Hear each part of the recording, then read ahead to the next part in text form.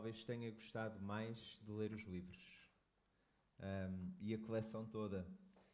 E no último livro, que se chama A Última Batalha, é indicativo de ser o último livro, é a última batalha, é interessante que começa de uma maneira inesperada, porque começa com um macaco e um burro. Começa com um macaco que se chama Ardil e o burro chama-se Confuso, curiosamente. E o Ardil faz tudo aquilo que ele quer e consegue que o Confuso faça tudo aquilo que o Ardil quer. Está sempre a enganá-lo, daí o seu nome Ardil. E o Confuso anda sempre confuso e diz sempre: ok, Ardil, eu faço aquilo que tu queres.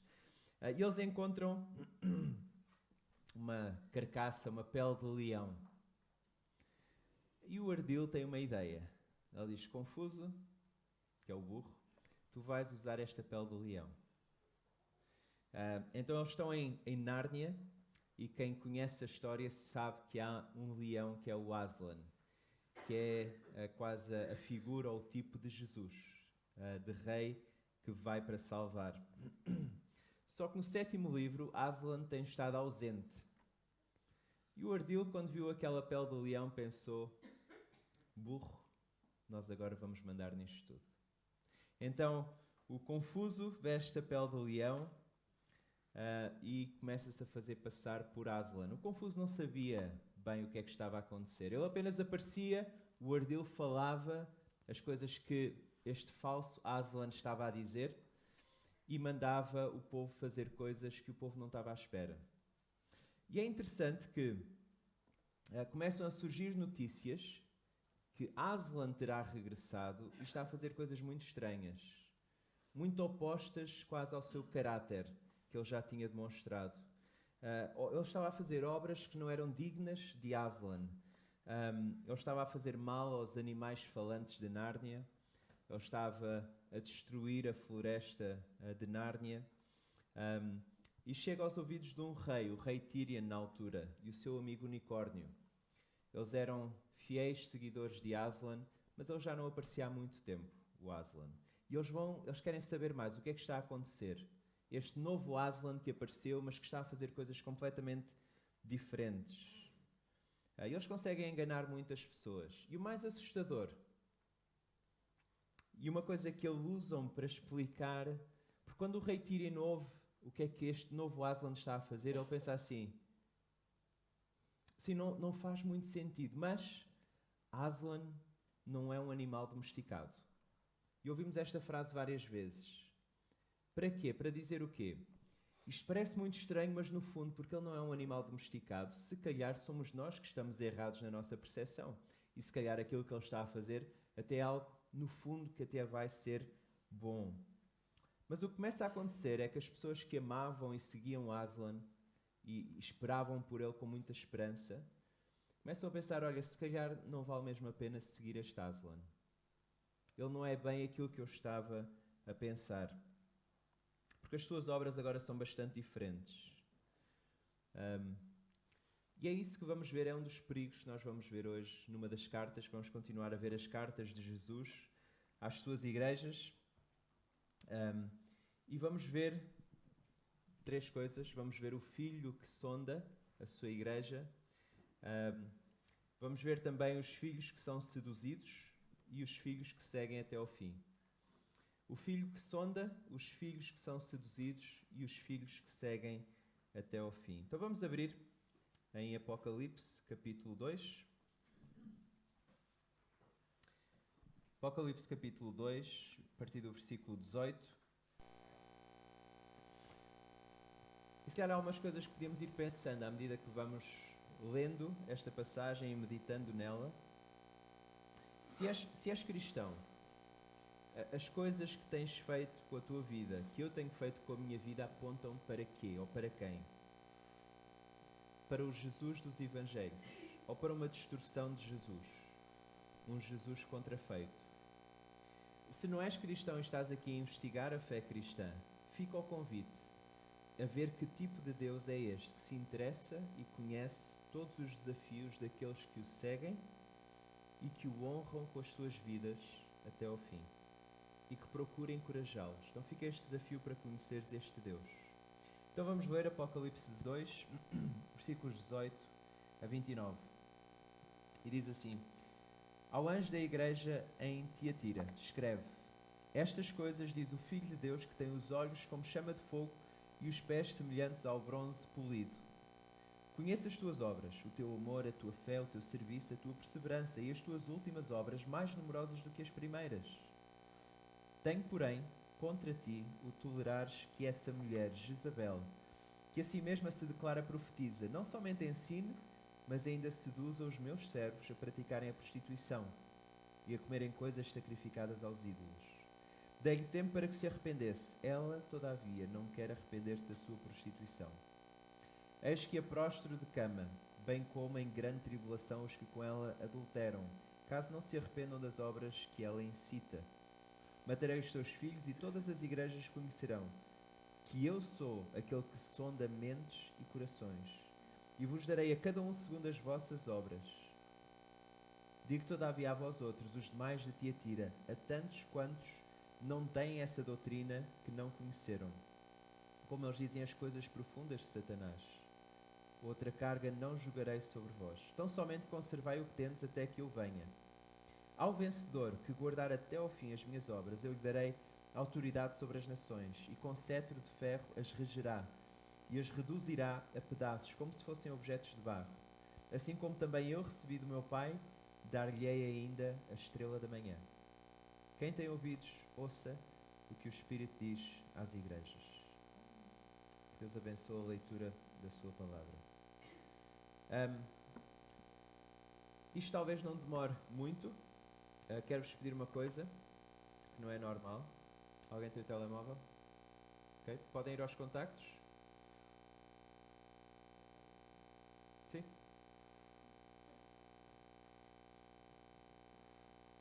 Mas depois é para guardar, está bem? Então, contactos.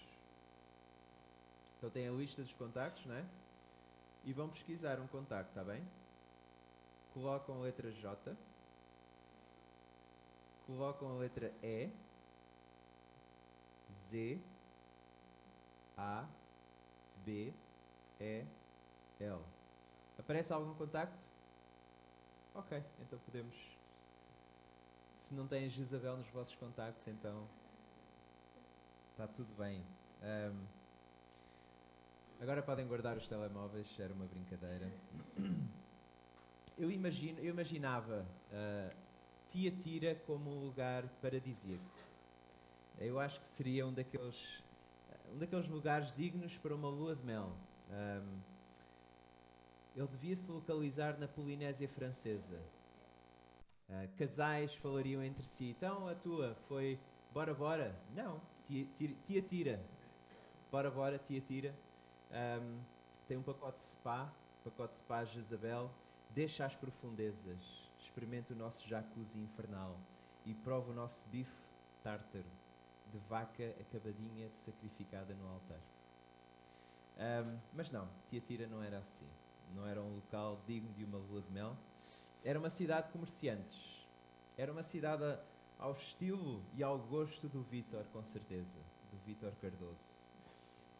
A cidade era uma feira dos 23 grande. Então imaginem a feira dos 23 em Bencanta, mas isso tornado numa cidade enorme. Ou seja, uma cidade de comerciantes, de vários ofícios. Havia os padeiros, havia os talhantes, os peixeiros, os agricultores, os tecelões, os metalúrgicos. E hoje em dia as profissões são ligeiramente diferentes, não é? Marketing digital. Mas hoje em dia normalmente as profissões têm algo para as proteger, não é? São os sindicatos. E os sindicatos servem como algo ligado à profissão, mas a quem a profissão deve pagar. Os funcionários pagam para serem protegidos, para verem os seus direitos, as suas regalias protegidas. Naquela altura não havia sindicatos, mas cada ofício tinha uma divindade. Ou seja, se eras padeiro, tinhas uma determinada divindade que devias adorar, que prestavas a tua adoração. Provavelmente com o teu dinheiro, provavelmente também com o teu corpo. Então, se eras trabalhador em Tiatira, seria no comércio. terias um destes ofícios. Ninguém lá era youtuber ou influencer ou marketing digital, nada disso. Tinhas um destes ofícios e serias obrigado, constrangido, a ter e a adorar esta divindade. E além disso, a própria cidade tinha as suas divindades. Tinha os filhos de Zeus, que eram as suas divindades. E é interessante que, eu não sei se já ouviram falar sobre Tiatira. Aqueles que já leram assim muitas vezes a Bíblia, talvez conheçam de Apocalipse.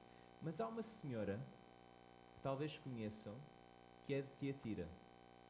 Então no livro de Atos, que é o livro que Lucas escreve a descrever o início da igreja, o que acontece a seguir à morte e ressurreição de Jesus, no capítulo 16, quando Paulo ele sai da Ásia e de repente ele vai para a Europa, ele entra na Europa, e em Filipos há uma pessoa que ele encontra, que é Lídia.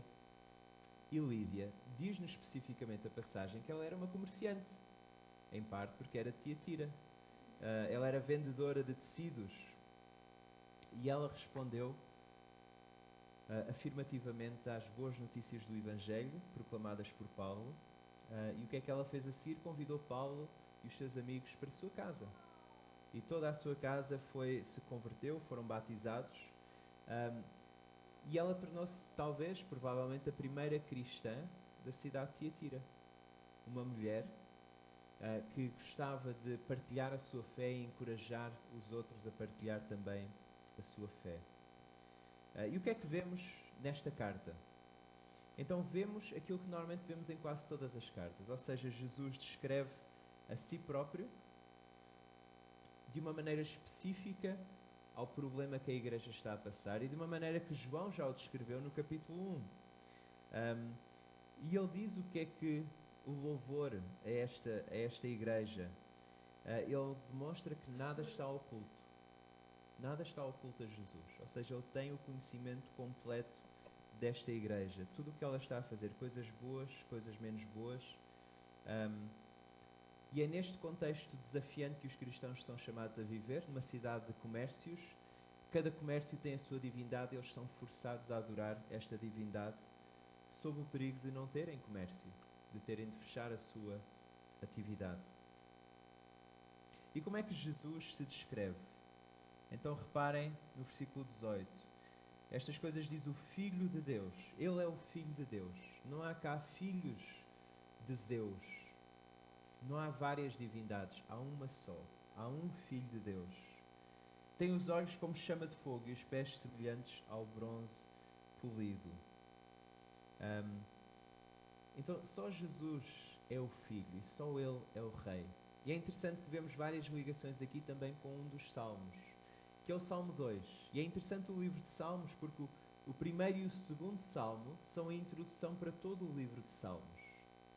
Então se quisermos compreender o Salmo 70, 80, 90, etc., convém ler o Salmo 1 e o Salmo 2, que nos dão a introdução para todo o livro. E no Salmo 2 aparece alguém que é o Filho, que tem toda a autoridade, a quem Deus entrega toda a autoridade. Ele é o Rei também, ele tem o cetro, e ele vai governar sobre as nações, quer elas queiram, quer não. Então temos este Filho, que só ele é divino e só ele é o Rei.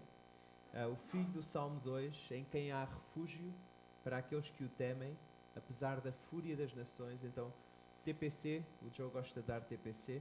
Então, Salmo 2, para ler em casa, que nos apresenta o Filho que deve ser servido com temor e alegria.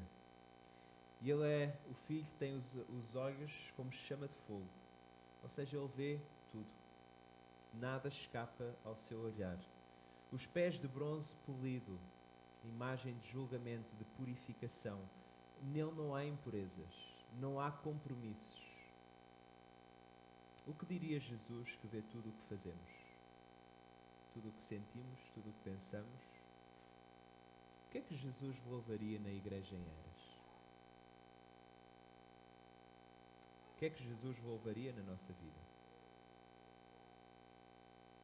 Jesus conhece as obras da sua igreja. Ele diz que conhece as obras, a fé, o amor, o serviço. Ele até diz que estas últimas obras são mais numerosas para esta igreja em Tiatira. é um encorajamento para a igreja saber que o Deus a quem ela serve sabe tudo o que ela faz. Então todas aquelas obras de serviço, todos aqueles sacrifícios que fazemos e que tens feito ao longo da tua vida, todas aquelas coisas boas que fizeste e pensaste assim, isto é mesmo bom, estou a servir a Deus. Mas depois não há nenhum reconhecimento da parte das pessoas. E podemos ficar, mas ninguém viu, ou ninguém reconheceu, será que não foi valioso? Então Deus vê, nada escapa. Coisas que escapam ao nosso olhar. Há uma coisa que me escapa sempre ao meu olhar, que são as flores. Eu normalmente não faço a mínima ideia do que é que está aqui neste vaso. Podiam-me dizer que estão lá, sei lá, podia estar aqui uma árvore de Natal, provavelmente uma árvore de Natal eu ia reparar por causa das luzes. Mas a Jesus nada escapa do seu olhar. Que encorajamento isso é. E também que desafio. Que desafio. Jesus vê as coisas boas, Jesus vê também coisas que não estão bem. Há problemas e desafios que Jesus está a ver na igreja e agora vamos ver esses problemas e desafios. E vamos ver também de que forma os cristãos são chamados a responder. Então o filho que sonda os seus, ele encontra alguns que são seduzidos, nos versículos 20 a 23. E vamos ler novamente. Tenho, porém, contra ti o tolerares que essa mulher Jezabel, que a si mesma se declara profetiza, não somente ensina, mas ainda seduza os meus servos a praticarem a prostituição e a comerem coisas sacrificadas aos ídolos. Dei-lhe tempo para que se arrependesse. Ela, todavia, não quer arrepender-se da sua prostituição. Eis que a prostro de cama, bem como em grande tribulação, os que com ela adulteram, caso não se arrependam das obras que ela incita. Matarei os teus filhos e todas as igrejas conhecerão que eu sou aquele que sonda mentes e corações, e vos darei a cada um segundo as vossas obras. Os filhos seduzidos são chamados a arrepender. Mais uma vez, Nárnia, um outro livro, e conhecemos um príncipe que é seduzido por uma mulher. E ele é seduzido e ele, de dia, ele não se lembra de quem é, ele não sabe quem é. E ele está convencido que de noite ele se transforma numa serpente e come e ataca pessoas. Então de noite ele precisa de ficar amarrado a uma cadeira de prata. Ele está convencido disso. De dia ele não sabe quem é, ele não sabe que ele é o príncipe. E ele tem a certeza que de noite ele vai se transformar numa serpente. Este príncipe ficou desaparecido, raptado por esta mulher. Eustace e Jill encontram-no. E ele diz-lhes que ele é apenas um cavaleiro e precisa de ficar amarrado àquela cadeira. E quando ele fica amarrado àquela cadeira, de repente ele começa a dizer: não, eu sou o príncipe. E aqueles dois jovens, o Eustace e a Jill, pensam assim: então, mas ele é o príncipe ou ele não é o príncipe? Ele tinha dito que não era, para nós não o tirarmos daquela cadeira, senão ele transforma-se numa serpente e vai-nos comer. O que é verdade? E o príncipe continua a pedir que o tirem dali. Ele está a dizer que ele foi enfeitiçado para não acreditarem naquilo que ele tinha dito, mas eles não fazem nada. Até que o príncipe diz o seguinte: em nome de Aslan, tirem-me daqui. E aquilo que nós vemos no início da história é que Aslan envia Eustace e Jill à procura deste príncipe. E ele diz várias coisas para eles não se esquecerem. Ele vai dando pistas para o caminho a seguir. E ele diz: não se esqueçam. E ao longo do caminho nós vamos vendo que eles vão esquecendo. Algo vai acontecendo e eles vão esquecendo. Mas de repente, quando eles ouvem em nome de Aslan, eles lembram que esta foi uma das pistas. Eles tiram da cadeira, o príncipe parte a cadeira e o feitiço fica quebrado. Ele tinha sido seduzido por aquela mulher e tinha-se esquecido quem era. De forma semelhante, e se conheces um pouco da Bíblia, este nome Jezabel não é novo na história da Bíblia. Então no Velho Testamento nós encontramos um rei israelita, um rei do povo de Deus, chama-se Acabe. E ele casa com esta mulher Jezabel, que não faz parte do povo, faz parte de outro povo, que adora outro Deus. Então esta Jezabel entra e seduz Acabe e leva-o a adorar outros deuses, como Baal e outras divindades. E ela, enganando o rei depois leva quase toda a nação a adorar estes falsos deuses. Até um dos episódios, talvez bem conhecidos do Velho Testamento, em que há aquilo que alguém chamou um churrasco, o desafio do churrasco, em que temos um profeta, Elias, e 450 profetas de Baal. E Elias diz, olha, vamos fazer aqui o desafio do churrasco. Quem conseguir colocar fogo nestes sacrifícios é o verdadeiro Deus. E se conhecem esta história, sabem como é que ela termina. E o verdadeiro Deus é o Deus que Elias estava a falar. E Baal é um falso Deus. E os profetas são mortos. Os profetas de Baal. Acabe e Jezabel acabam mortos. A sua descendência acaba ali. A sua família termina. Porque Elias tinha profetizado que isso ia acontecer. Porque Deus disse que ela iria ser julgada. E ela foi julgada. Então temos aqui estes cristãos de Tiatira. Eles estavam a sofrer pressões. Provavelmente não seria uma mulher chamada Jezabel. Não sabemos bem quem seria. Mas ela estava a seduzi-los. E vimos a semana passada, não é? Aquelas duas formas de oposição. Uma é uma oposição bem clara. A outra é uma sedução não tão clara. Mas talvez mais mortífera, que é a sedução. Então ela estava a levar a igreja recebia o seu ensino.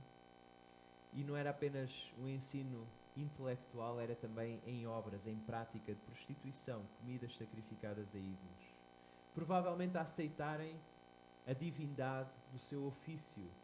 Provavelmente esta pessoa ensinava à igreja, olha, sim, eu sei que lá fora vocês têm de ir trabalhar e cada um de vocês tem o seu ofício e cada ofício tem a sua divindade, mas olha, é mais importante vocês irem e estarem lá e sim, adorem a divindade, vocês sabem melhor. Vocês sabem melhor. Vocês estão a dizer uma coisa, mas no vosso coração é outra. Um pouco é aquilo que o João estava a falar a semana passada, na outra igreja. E o problema aqui é a tolerância de alguém que não devia ser tolerado. Ela não devia ser tolerada. Nem ela, nem o seu ensino. Talvez seja um ensino apelativo. Talvez seja um ensino que evita o sofrimento. E os cristãos pensam, ok, sim, não é bem correto, mas é mais confortável para mim viver assim. Não é bem bíblico, mas é mais fácil. A sedução é poderosa. E o apelo a uma vida cristã mais fácil é atraente.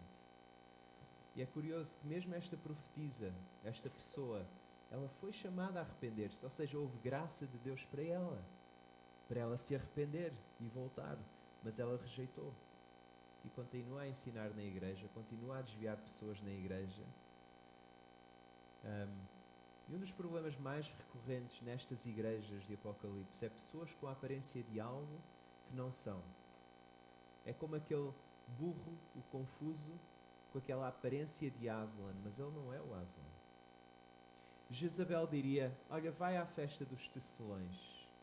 Era o que Lídia faria. Lembras-te da Lídia, aquela grande mulher de fé? Ela faria isso. O testemunho lá é essencial, principalmente quando eles te virem a ajoelhar perante aquela estátua, eles vão ficar convencidos que o teu Deus partilha o seu poder com outras divindades. Ele não partilha. Quando estiveres a comer aquela vaca sacrificada, eles vão ficar convencidos que o teu Deus partilha a sua glória com outras divindades. Ele não partilha. Quando declarares o Filho de Zeus como Deus, eles ficarão convencidos. E foste desviado. E foste seduzido. O processo de sedução está completo. Há uma pessoa que Jezabel não consegue enganar, que é o Filho de Deus. Ele consegue ver através de tudo o que ela diz, de tudo o que ela faz. Porque Ele é o Rei. E porque Ele é o Rei, Ele reina com graça e com misericórdia. E vemos aqui graça. Há a possibilidade de arrependimento. Ela rejeitou.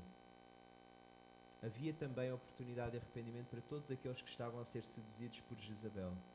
E Jesus diz o que é que vai acontecer, versículos 22 e 23.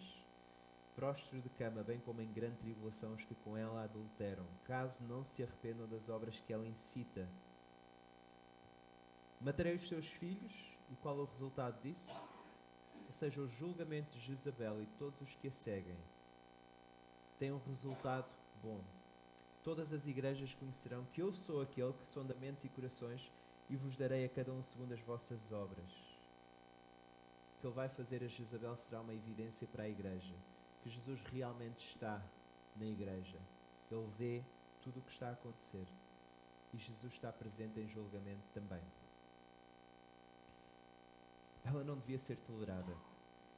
Mas tolerância é um dos nossos valores humanistas da nossa sociedade. Devemos ser tolerantes. O problema é que a tolerância hoje em dia tem significado diferente, tem nuances diferentes. A tolerância costumava ser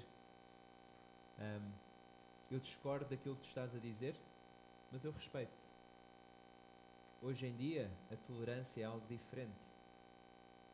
Ou seja, se tu discordas, tu precisas dizer que é verdade. Senão não estás a ser tolerante. Ou seja, não podes discordar. Não podes dizer que algo é errado. Tens de dizer, não, a tua opinião também tem valor e é verdadeira. Não é igual à minha, mas também é verdadeira. És obrigado quase a dizer isto. É esta a nova tolerância. Mas acaba por ser intolerância, não faz sentido. Por exemplo, em casos de violência doméstica. E por acaso li uma notícia esta semana de algo que não costuma acontecer. Um caso de violência doméstica em que, de facto, o agressor foi preso, foi condenado. Mas nessas circunstâncias, nós devemos ser intolerantes para com o agressor. Removê-lo da presença de quem foi agredido. Seria tolerante ele permanecer? Não, nós devemos ser intolerantes. E é isso que Jesus está a pedir para que a igreja faça, para remover da igreja aqueles que se recusam a arrepender de situações de pecado que estão a levar outros consigo. Pode parecer que não é amoroso, mas no fundo é a melhor coisa que a igreja pode fazer. Para bem da igreja e para bem da pessoa que está a pecar e que não desiste do seu pecado, para que ela se arrependa e possa voltar. Se não estamos a ouvir e a obedecer a Jesus nas nossas vidas, há hoje a oportunidade para arrependimento. Isso é graça da parte de Deus que Ele nos dá, para cada um de nós. Por pior coisas que tenhamos feito, aqui está o caminho de volta. Reconhecer que temos um problema, que pecamos. Reconhecer que Jesus tem a vida perfeita que nós não temos. E reconhecer que Ele a entregou no nosso lugar, para nós vivermos vidas que lhe agradam. Versículos 24 a 29, nós vemos os filhos que seguem, aqueles que continuam. E Jesus diz, versículo 24, digo todavia a vós outros, os demais Tiatira, a tantos quantos não têm essa doutrina e que não conheceram, como eles dizem, as coisas profundas de Satanás. Outra carga não jogarei sobre vós. Tão somente conservai o que tendes, até que eu venha. Ao vencedor que guardar até ao fim as minhas obras, eu lhe darei autoridade sobre as nações, e com cetro de ferro as regerá e as reduzirá a pedaços como se fossem objetos de barro. Assim como também eu recebi do meu Pai, dar-lhe-ei ainda a estrela da manhã. Quem tem ouvidos, ouça o que o Espírito diz às igrejas. Há uns anos atrás, ou há muitos anos atrás, num local longe daqui, uma igreja recebeu uma pessoa. E recebeu-a de braços abertos. Essa pessoa em breve estaria a ensinar na igreja. O seu ensino era cativante, entusiasmante. A pessoa era carismática, ou seja, tinha um carisma, apelava às pessoas, era de fácil amizade. E a congregação, algumas pessoas da congregação ficaram a pensar, não, realmente esta pessoa tem um ensino diferente. Está a ensinar algo que eu acho que nós precisamos ter. Não temos tido, mas precisamos de ter. Eventos diferentes daqueles que eram organizados pela igreja começaram a ser feitos. Coisas estranhas começaram a ser feitas pela igreja. A comunidade começou a olhar de lado para estas coisas que eram organizadas e a acharem estranho aquilo que estava a ser feito. Alguns na igreja adoravam aquilo que estava a acontecer, achavam que realmente aquela é que era a vida cristã. Que eles não tinham vivido daquela maneira até então. Aquela é que era a verdadeira vida cristã. Outros começaram a ficar cada vez mais desconfortáveis. Eventualmente, esta pessoa e várias pessoas da igreja saíram e a igreja foi dividida. Alguns anos mais tarde, algumas das pessoas que saíram regressaram. A palavra de Deus é importante, toda a palavra. É importante saber como é que Deus agiu no passado. E claramente esta carta leva-nos para o caráter de Deus e como Deus age.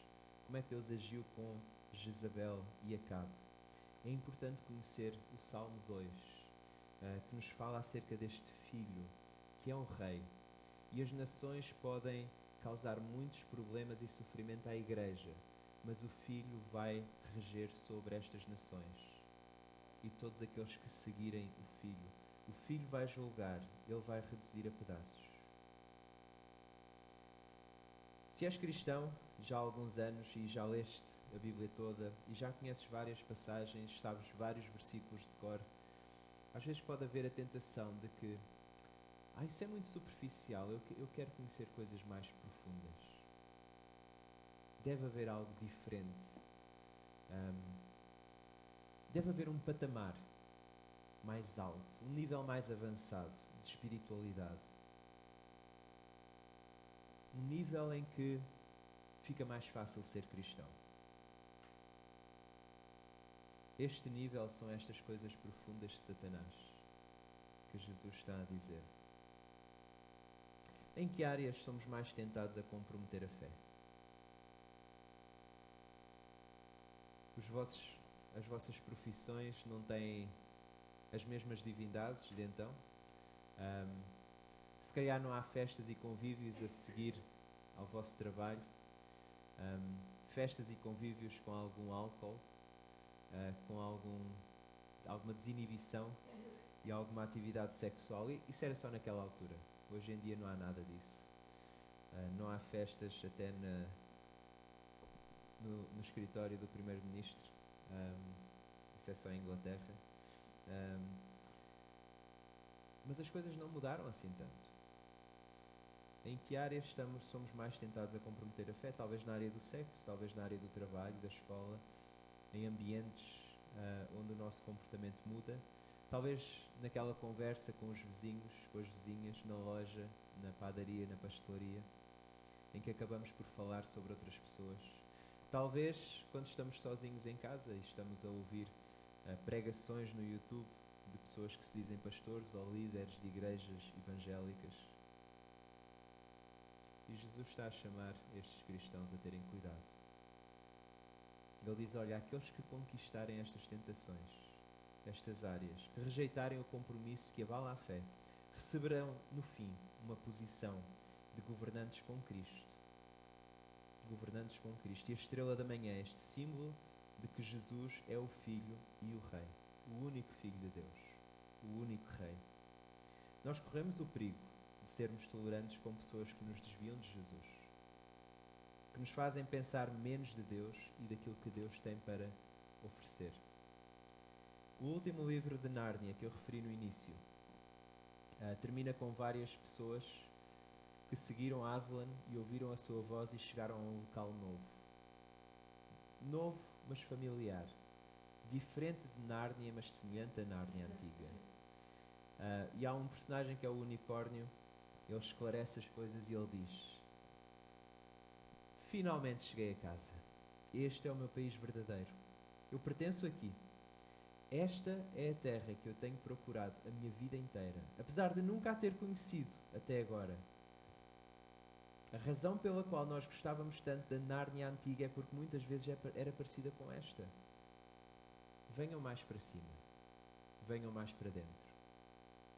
É a pequena frase que vai sendo repetida no final do livro. Mais para cima, mais para dentro. A até nós chegarmos à nossa verdadeira casa. Continuemos juntos a ouvir o Filho. Ele conhece a sua igreja e Ele fala com a sua igreja através da sua palavra. E nos momentos em que falhamos e pecamos, há graça para arrependimento e para voltar. Vamos orar. Querido Deus, Senhor, queremos pedir-te perdão, porque de facto, por vezes queremos algo mais da nossa vida cristã, queremos sentir algo de maneira mais profunda, ou achamos que aquilo que temos não é o suficiente. Senhor, ajuda-nos a irmos para a Tua Palavra e vermos de facto aquilo que é o mais importante que nós temos, que é o Teu Filho. Ajuda-nos a lembrar isso, que em todas as circunstâncias Tu sabes e Tu vês tudo aquilo que nós estamos a passar. Tu sabes e Tu vês todas as dificuldades que nós estamos a enfrentar, individualmente e também enquanto igreja. E Tu estás presente. Ajuda-nos a lembrar isso. Ajuda-nos a arrepender do pecado que nos tem atormentado, do pecado que nos tem seduzido. Ajuda-nos a voltar. Ajuda-nos, enquanto igreja, também a reconhecer falso ensino, falsos mestres. Ajuda-nos, enquanto igreja, a proteger o ensino nas várias áreas que estamos a ensinar ao domingo, à terça, à quarta, à quinta, ao sábado. Ajuda-nos a proteger as boas notícias do Evangelho e a não distorcê-las para ser mais fácil agora. E, Senhor, agradecemos porque aquilo que estamos a viver agora é uma ínfima parte daquilo que iremos viver contigo. Senhor, ajuda-nos a continuar, a prosseguir, a perseverar até ao fim, até afirmarmos, finalmente, cheguei a casa. Oramos porque isto é possível, graças a Ti, graças a Jesus, por quem nós estamos muito gratos. Oramos em Seu nome. Amém.